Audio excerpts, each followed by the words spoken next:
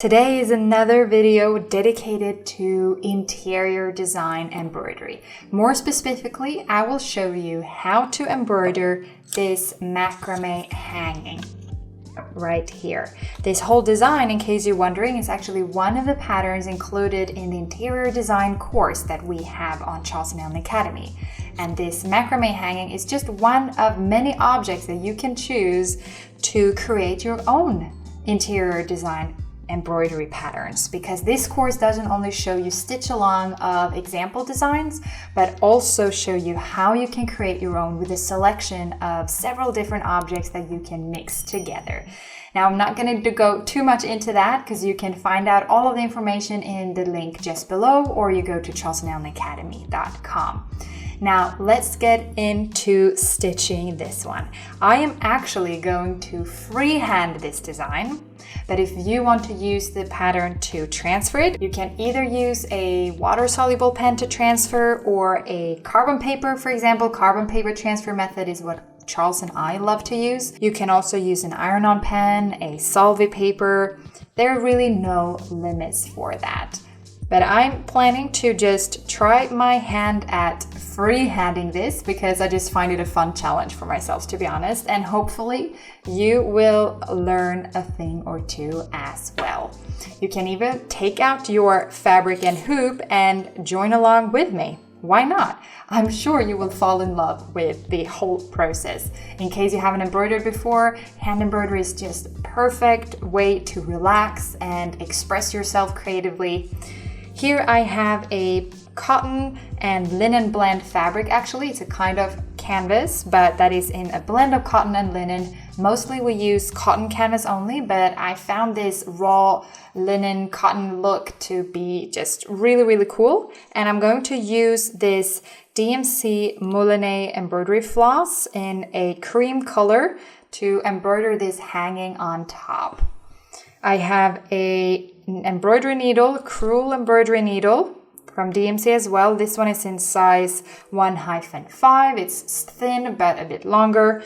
You also need a scissor. First, I have cut a piece of the floss, and this floss can be separated into 6 strands, and I am going to use only a single one. So I pull that out and thread the needle.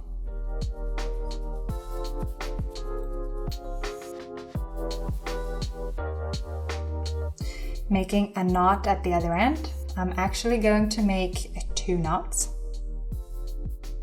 I am then starting with the base. If we look again at the pattern, that means this hanging part on top. I will also do the actual hanging construction, as well as these rows in the back, because we need to think about what comes first. First, we need to have the warp hanging before we can start knotting these details. So that's what I mean with the base. Here, let's see. Use this for reference.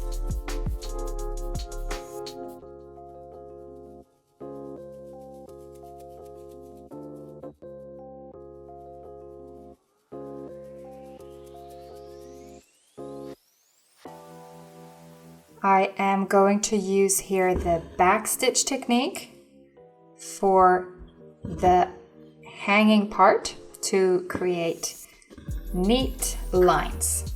The back stitch technique is perfect when you want to embroider smooth lines.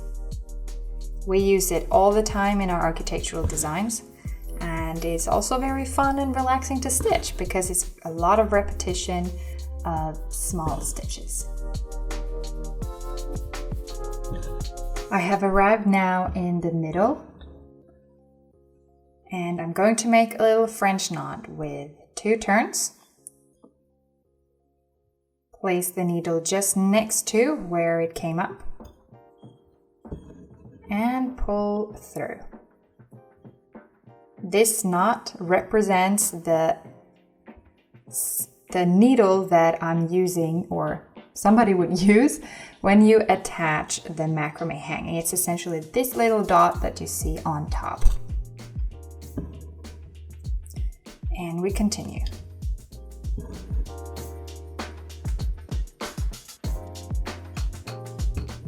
Of course, you are able to use more than one strand, but I personally love the finesse of using a one strand.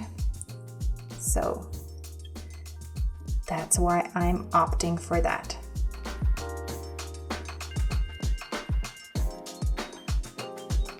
In case you're wondering what little handstand I'm using here, it's actually an embroidery stand from Cloudcraft. I will link that below as well in case you want to check it out. It works great for these smaller size embroideries, but not as much if you have larger size ones. But for this smaller one, this particular hoop is 10 centimeter. I believe that is about 4 inches. And then it works really well because you can put it either in between your legs when you're sitting on a chair, or you can just make it stand on a table and it becomes a pretty good height for standing up and doing embroidery. All right, I'm now going to do some split stitches, splitting through this top line here to make it a little bit thicker. Now, normally I wouldn't recommend to make split stitches on a single strand because it risks harming the thread. But this first strand that I used here was actually mostly just to serve as a baseline for me to easier be able to freehand this design and know roughly the angle that I needed to capture here.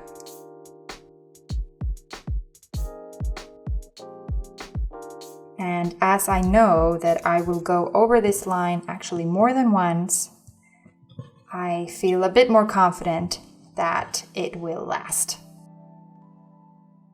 You can also, of course, choose to increase your number of strands on this particular part here on top. But once again, I love to use a single strand because it allows to keep that level of control of your embroidery.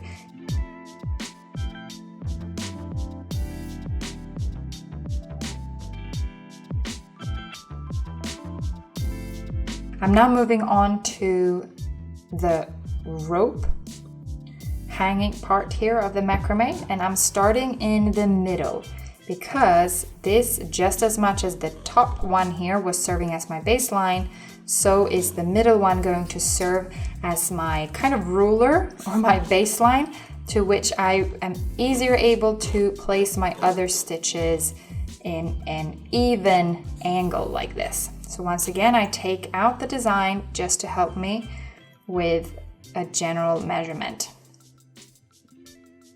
So I'll do it roughly there.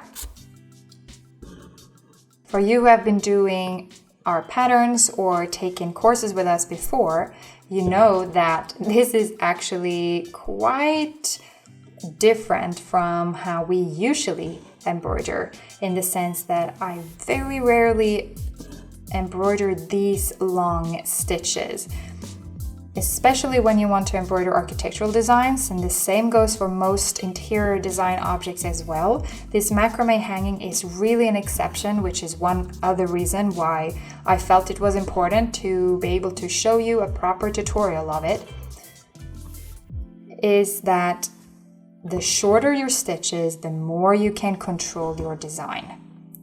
The only reason I'm doing these long straight stitches here is because I want to give the impression that they are kind of hanging loose. I still want to attach them to be able to keep some sort of control of how they are hanging. I don't want to cut them completely, even though of course you can do that, but I choose not to for this particular one. But by still doing just one long straight stitch, you still get a similar kind of impression as it's not attached to the fabric. It's all about thinking simple in the sense which technique can give you the effect that you are looking for. Now we move on to this textured or knotted area on the macrame piece. And I'm going to do these little diamonds here almost, it looks like, or squares with French knots aligned close to each other. In this way, I will capture this texture and illusion of it being knots, and also in macrame hangings in real life. They are made with knots. So I thought the French knots for this part is just gonna be perfect. I will keep looking at the design to help me with my reference. And as you can see, first also these base lines, so these ropes hanging in the background, they don't look exactly like the two on my pattern. Now that is completely normal considering that I am actually freehanding my version. If you use the pattern from our course, then yours will look much more like they do here in the pattern. How to do a French knot. I already started here while I was talking. You take through the needle, place the thread towards your left if your non-dominant hand is left. Otherwise, you'll think the complete opposite. So if you are left-handed, you will place it towards the right, and if you are right-handed, you place it towards the left. You then take your needle, put that on top of the thread, and make 1, 2 loops. You pull it down and put the needle right next to where you just put it up. Don't place it back into the same hole, because if you do, you will unknot your own knot. You then pull and keep the thread tightened all the way down. We do one more, and I'm placing that just next to the other ones. To the left, I put my needle on top, I make 2 turns, place it just next by, keeping the thread tight as I pull through. We actually have a full video tutorial on how to make French knots and how you can practice making French knots with a really great and concrete exercise.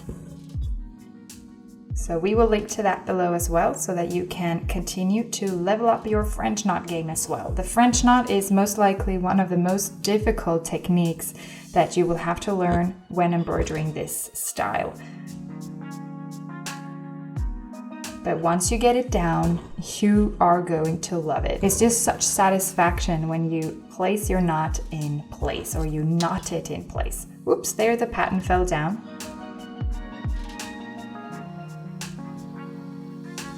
So you will just keep on knotting here,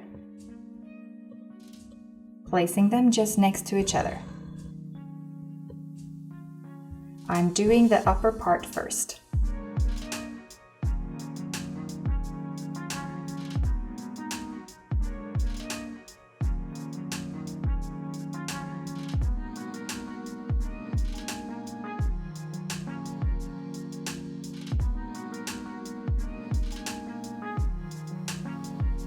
I might have missed to mention that earlier, but I'm continuing with a single strand. So these are very tiny knots. You can make French knots with actually an unlimited number of strands.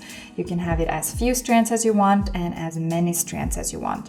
But I decided to continue with a single strand, as that is what I have used for the other parts of this macrame hanging as well. And I want to create the illusion that this embroidery floss is indeed the macrame rope. And therefore, I'm keeping it to the same thickness all throughout.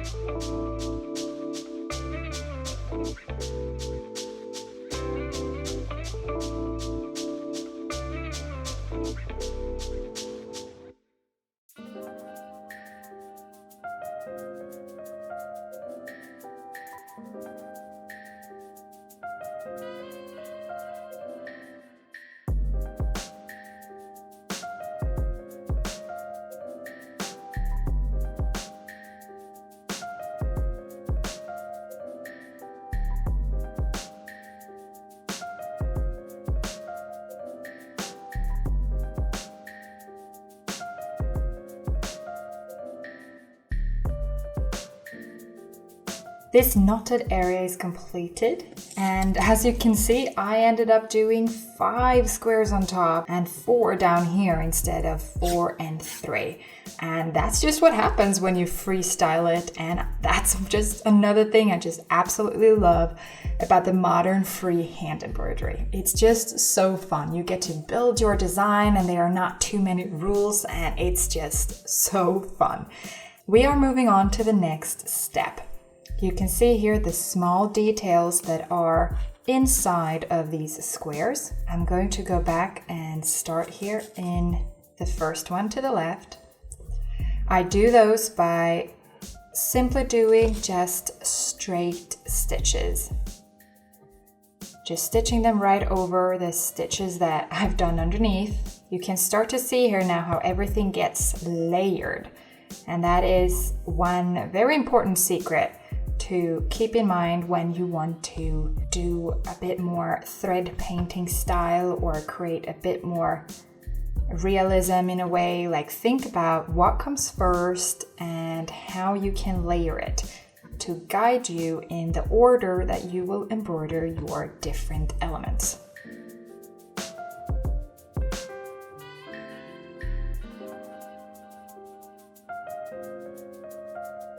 It's only a very tiny detail, so it might feel like, oh, but is it really necessary?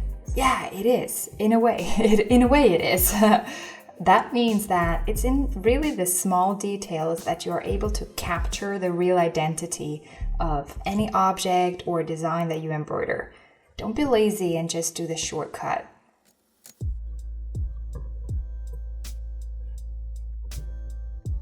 Because it will be worth it at the end.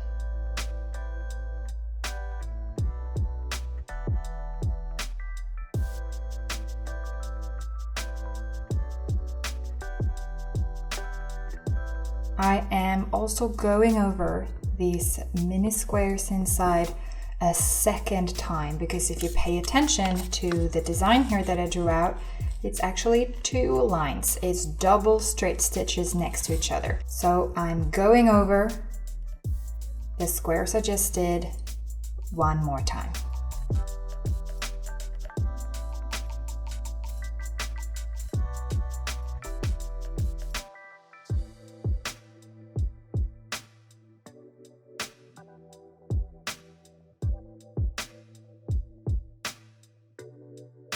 We have now arrived to the end, and that is to add these 3 feathers that are hanging in the bottom. Now, as I did 5 and 4 instead of 4 and 3, the middle one will start up here, whereas the 2 ones on the side will start in the lower ends. But that is not a big deal at all. So whether you are doing this version or this version, that does not matter. The most important is really that you're just enjoying the process. I sure am. Even if it's not looking that perfect, there's just something really personal that I just really love. So I hope you can tell my excitement. Now what we're going to start doing is actually to start with these feathers right away. And then we will go back and do the line in the middle. So I will show you what I mean. I continue with a single strand.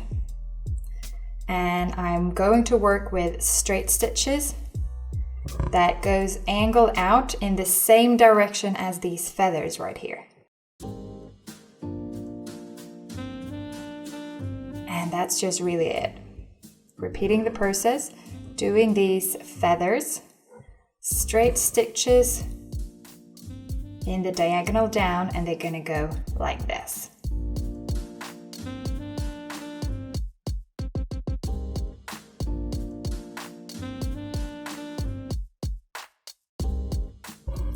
I start by doing one side of the feather, I'll go all the way down, and then I'll be going back up again to do the other half of the feather.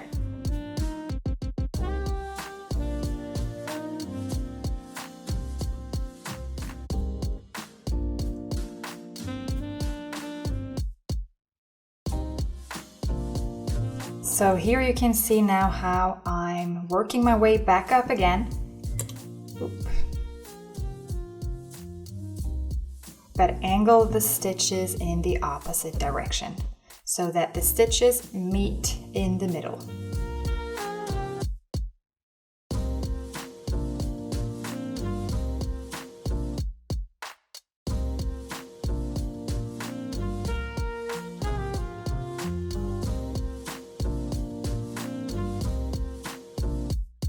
Now the last part that is left to finalize the middle feather is to just do a back stitch line down through the middle of these stitches. It's really just to enhance the fact that this is a feather with a base from which the individual feathers grow out from.